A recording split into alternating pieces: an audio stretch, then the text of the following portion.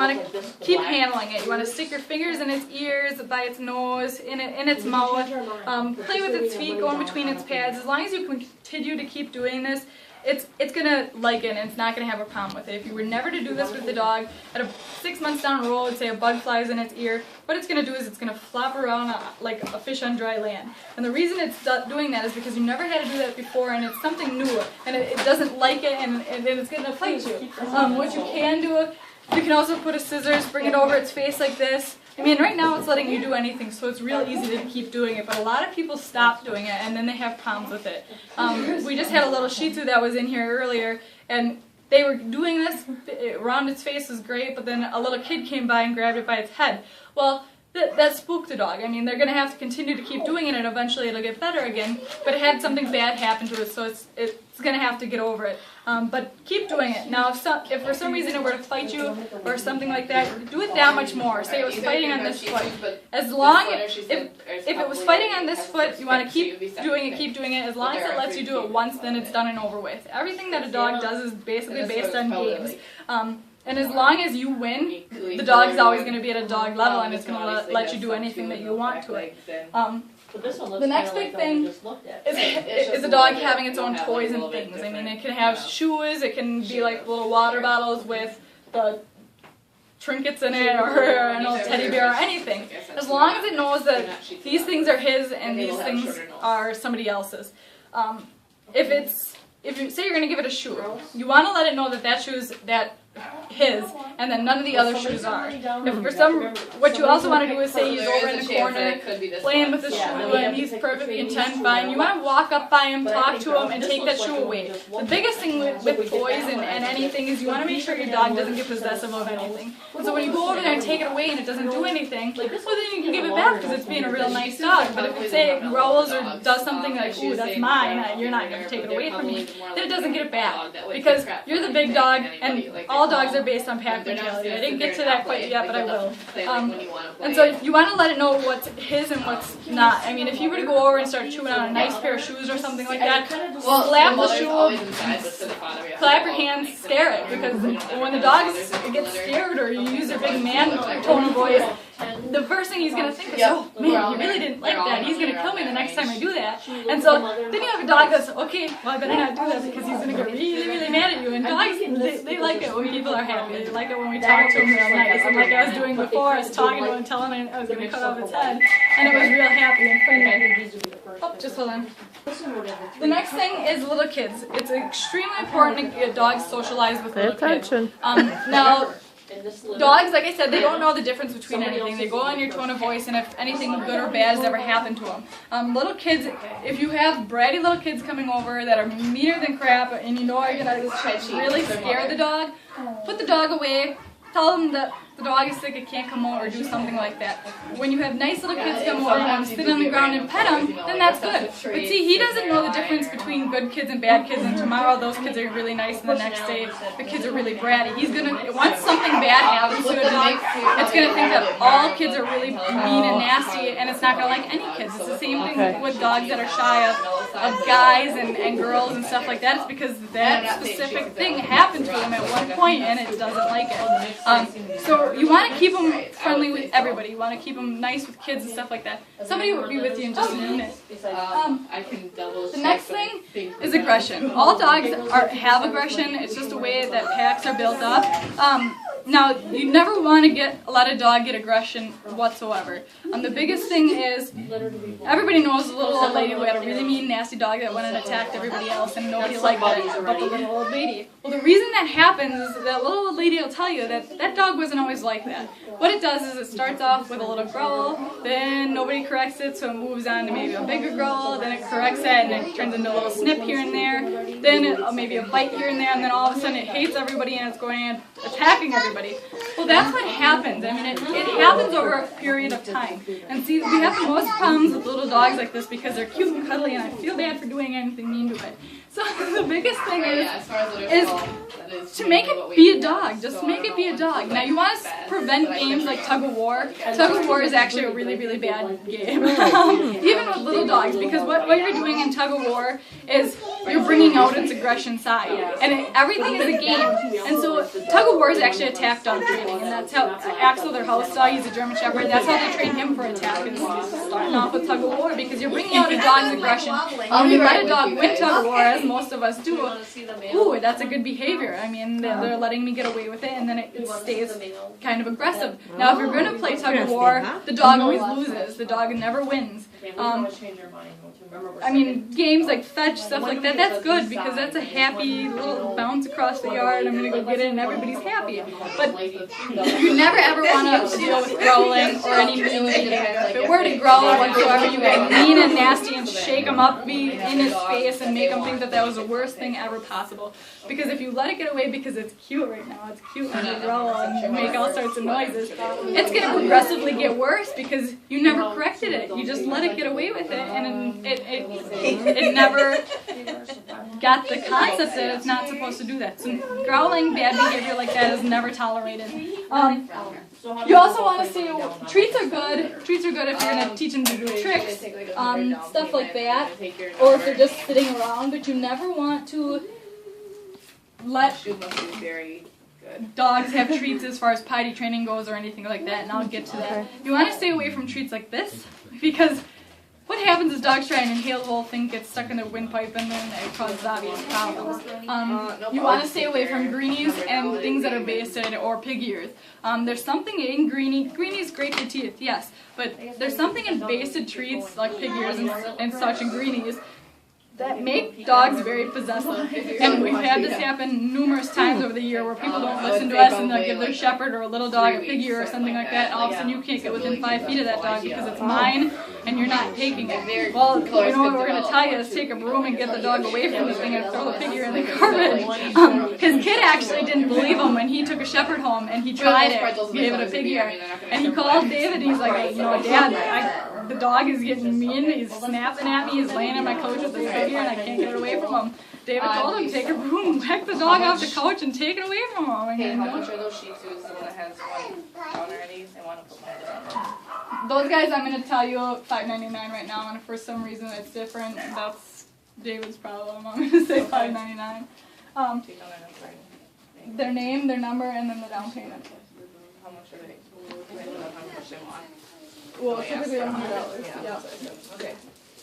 The next thing is you want to keep your dogs social. The biggest thing is getting them out there, meeting as many new dogs as many new people. Now, you don't want to meet new dogs in a vet clinic because the dogs are there for a reason. It's like you're bringing your kids to the hospital and letting all the other kids lick it at the hospital. Of course, it's going to come up with something. Now, these guys, they're socialized with people, they're socialized with dogs. They're starting off with a good, so you just rammed in my chair. I heard that. Oh no. So, get them out there and see as many dogs. Now, if there's a big dog that you know is going to be really mean and nasty, don't let the dog come by him, because he's going to say, it's the same thing with kids. If a big dog comes over and attacks him, he's going to hate all dogs because he doesn't know there's a difference between dogs. Now, nice dogs, he can go ahead and have a field day. Now, the reason I say get out there and meet as many new people and dogs as possible is because once you, if say he lives way out in the country or something like that and never sees anybody, which just happens quite often, the dog, you're in a pack and it becomes pack bound, and so what it does is then it freaks out when other dogs come by, it freaks out when other people come in, because this is its pack and those people are intruders, and it's kind of like a wolf pack. Wolves don't let other wolves into their pack because it's a certain thing that they're looking for. Same thing with dogs. Dogs are based on pack mentality, and as long as dogs stay low on the totem pole, you'll never have a problem with them. But what they'll try and do is they'll work their way up in the pack. So normally the littlest person, youngest kid, stuff like that, let them feed them, water them, stuff like that. If it sleeps with anybody, it sleeps with the young kid. Stuff like that, and the reason being is because they depend on those people then. If the head person of the household, it was always sleeping with him, he was always feeding it, walking it, stuff like that, well, he's moving up in the pack from all the little people, and he's staying with the big alpha dog, and he's worked his way up. And we get a lot of people where their dogs all of a sudden don't like their kids or something for some reason. We make them go back to being a dog, and the dog turns right back around. But start off and keep him as a dog. If he's doing things you don't want him to do, don't let him do them. It's as easy as that. The next thing is That's their own problem. I'm going off to school by next year, so not me. Barking. I couldn't read my own handwriting. Now, if your dog is constantly out there barking, stuff like that, clap your hands, scare him, do something. I mean, the biggest thing is go underneath the chin if he's barking or doing something like that, just stop him. Somehow you want to freak him out and stop him. Now, the reason I said go under like this is for some reason, for instance, our biggest callback on little dogs is he's going like this on my hands and my toes. I keep yelling at him and he keeps coming back for more. Well, dogs play rough in their pack. And so they just think you're playing with them. Now, once you give him a good crack under the chin and tell him no and you mean it and you hurt the dog's feelings, he's not going to come back anymore. But most people don't hurt their dog's feelings. And you want to go under the chin like this because they see it coming. When you go over the head like this, you'll get a head shy dog because they can't see that it's coming. So that's a big thing. Barking, this is a great tool for barking. So you can beat a kid up with this and it doesn't hurt them, but they don't like the hollow noise. It freaks them all out. And so, I mean, even if I do that, they all look. So, I mean, it's something that they don't like. It's a great tool, I mean, and they don't like the hollow noise, so it shuts them up really fast. The next thing, fear behavior. Tonight is the only night that you should coddle fear behavior with your dog, and that's because he thinks you're going to cut him up and eat him. So when he gets home, he's going to be real shy and try and find somewhere to hide. Tonight is the only time you should be like, oh, little puppy dog, it's okay. You know, talk real nice to him and get him into your household, get him liking people. Now, say 4th of July comes around, that's a big one. He's afraid of the fireworks or something like that. Leave him on a leash and a collar, pull him out. The worst thing people do, and it happens all the time, is they get down on their hands and their knees. Oh, come here, little puppy dog, it's okay. Well, that's a good tone of voice, and he's sitting under there shaking. He's like, oh, they like it when I shake like this. And all of a sudden, you have a dog that's afraid of everything. If he's afraid of people, other dogs, something like that, having a leash and a collar is a great thing because you can just pull him up in front, tell him to be a big dog, and eventually he gets over it. He gets over it real quick. But as long as you're talking real nice when he's afraid of things, oh, they really like it. It's the same thing if he were to be squirming right now. What I would do is I'd stick him out front like this and turn him because dogs have short attention spans, so when they see everything really fast, they forget what they're doing, and I tuck him back in like a football. And see, he's sitting real still, so he's a hard one to tell, but I mean, if he's squirming and you let him down, it's a game. You let him win, and so he's going to continue to squirm until you put him down because he knows you're going to let him down eventually. It's the same thing as crying in the kennel at night. Never, the worst thing you can possibly do is take your dog out of the kennel when it's crying at night because it gets it in its head that, ooh, if I sit here and cry long enough, they're coming to get me, and all of a sudden you have a dog that screams the entire time it's ever in the kennel.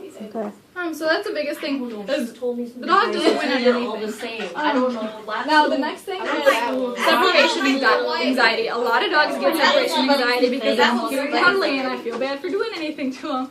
The crate is not a bad thing, but it's their house and they're content to be in it. They're cool animals, so they like to be in smaller spaces like that. Now separation anxiety is when the dog depends on the people so much that it can't handle it when people are leaving. And so the biggest way to break that is to crate it for purebred Lhasa. The biggest thing is put it in the crate for 10 to 15, 20 minutes a day while you're home. That prevents separation anxiety because it realizes that it doesn't have to be by you on a constant basis. Now, people never crate their dogs during the day at home because they feel bad for their dogs in its kennel. Dogs, it's at home. When you let it out all the time like that, it develops separation anxiety because it has to be around you by all times. You have to be inside of a dog, and that's normally what happens when you let a dog out. So the biggest thing to stop it is to just crate them. Now separation anxiety is when you have to go to the grocery store or something like that, and you get the dog and it's crated, it'll throw itself up against the side of the crate, it'll foam from the mouth, it'll make itself sick, it'll do all sorts of weird things to try and get out of this crate because it thinks you leave it there to die. You leave it there to fend for itself and you're never coming back and it freaks the dog out. Just stop it right off the bat because my Shih Tzu, for instance, my mom did it. My Shih Tzu's got separation anxiety very bad and it's a very hard thing to break. And after probably about 5 months of trying to reverse it, she's at a stage where she stays calm, but she licks her feet constantly. So it's a very, very hard thing to break once it happens, and you don't want it to start off the bat. Now, house training. Today, you should bring them out every half hour to give them every chance to do the right thing. Now, dogs have a natural instinct not to go to the bathroom where they sleep, so you're going to want them to sleep in the crate. Somebody will be with you in just a minute. You do or you don't want them to? What? You do want them to sleep in the crate? Yeah, yeah, you want him to sleep in the crate at night up until, I mean, like two of my house dogs, 2 out of 5, they sleep with people all the time, but my other 3 still sleep in crates. His house dogs, he's got 6 of them, they all sleep in crates at night. He doesn't want them sleeping with anybody. Now, as long as they're in their crate, I mean, once they're potty trained and you're fine and dandy and you think that he's going to be fine, it's okay to let him sleep with you. I mean, I don't have a problem with it. But while you're still in the potty training phase, you want to keep him in the crate at night because he's going to try and hold it as long as possible in there. Now, the thing is, if he goes out on the grass, his reward is not a treat because, see, dogs become very dependent on treats. And the worst, it happens all the time. People bring the dog in, it'll be by your refrigerator, your cupboard, and it's like a trick. And it's waiting there for a treat because that's what you wanted it to do, right? So the only reward it gets is if it goes up to the bathroom on your grass, it gets to come inside and you talk real sweet to it, and it gets to play in the house with you. Now, if it doesn't go to the bathroom for some reason, then it has to go back into its crate, wait in there for 15-20 minutes, and bring it back outside again because it's going to try and hold it as long as it's in there. And see, the worst thing people do is when they walk out of a room for 2 seconds and the dog will go over there and it'll have an accident because you didn't see that it was the dog and you don't know it, so it's kind of like, I got away with it. So if you have to walk out of a room for even 2 minutes, I mean, if you have to go to the bathroom, if you have to walk down to the house, put it in its crate because as long as it's in there, it's going to try and hold it. And it's going to pick up on potty training very, very fast. Now, he should get fed 3 times a day, morning, night, or morning, evening, night. Now, you don't want to free feed your dog. Free feeding is when you leave the food and water down all the time.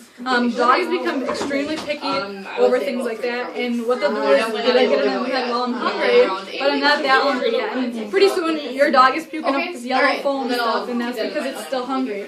And it just never makes it over there. My Shih Tzu has this too. It's not a great thing to have. So when you give it set times of feeding, it's just like kids. Well, I either have to eat now or go hungry till later, and so they usually eat at that time. When you're letting it have it all day, okay, maybe I'll go over there and snack on a few pieces and snack here, but it never gets enough in it to actually hold it over. So give it 15-20 minutes in the morning. Let it eat whatever it wants. Now, say it takes more than it to eat for 15 minutes, say it takes a half hour, let him eat as much as he wants in that time frame. You don't want to limit him right now because he's a puppy and he's still growing.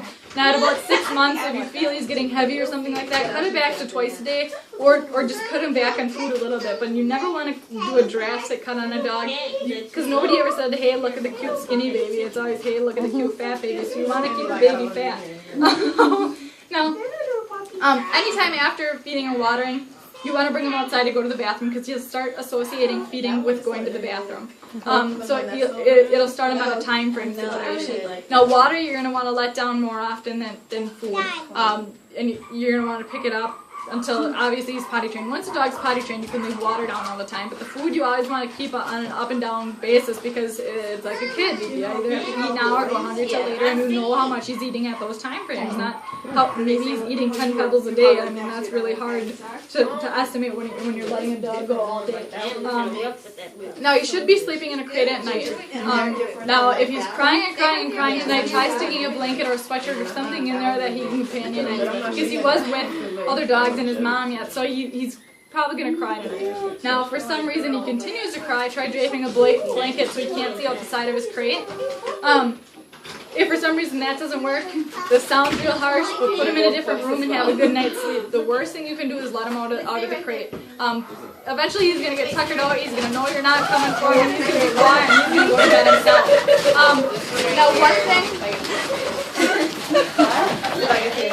Now one thing that I'd like to tell people, Oh my god. the other ones are getting messed up, so. Oh my gosh. Wow. As far as meals go, as often as possible, and like I said, if he doesn't go to the bathroom, then he can't play in the house with you guys. But anything that your dog is doing that you don't like, stop it, just correct it. That's all you have to do. I know a lot of things are cute in public with your dog, but don't let them get away with things, because when people start treating their dogs better than actual people, that's what happens, is it becomes a complete nightmare, and it's a dog that you wish you never had. When dogs have rules and a structured life, they turn into things that you like to have. These guys are fun to have right now. And I mean, just don't let it get away with anything that you don't want it to. Now, as far as baths go, don't give it a bath more than once a month unless you absolutely have to. Shampoo does the same thing as it does to our hair. It strips all the oils out and it'll make your dog itchy. So if your dog is itchy for any reason today, it's because he got a bath. I mean, it was his first bath. Now, If we have any alcohol. another thing that I was going to go through is if You like all of I them. just had it and I completely forgot it. Zoomed on my head. Brushing or anything? Or? Brushing, I mean, the most common places with dogs that don't shed is when it's rainy and wet and stuff like that, is their armpits, the back of their ears, and their tail. So, I mean, if you're really going to brush your dog, and that's all based on handling. I mean, using your fingers, that does the same thing. It's just, you want to get them used to everything and anything that you possibly can. You want them to have good experiences, because once a dog has a bad experience, it's very hard to overcome it with them. So, I mean, other than that, that's basically it. I mean, if you have any questions, concerns, or anything like that, give us a call back. Don't ask a lot of other people. Don't go and try and figure it out yourself, because we've been doing this for 25 years and we know how our dogs are supposed to act. Now, everything, I just want to go through one more thing. So you're actually supposed I didn't have that last part. I'm going to go a little more.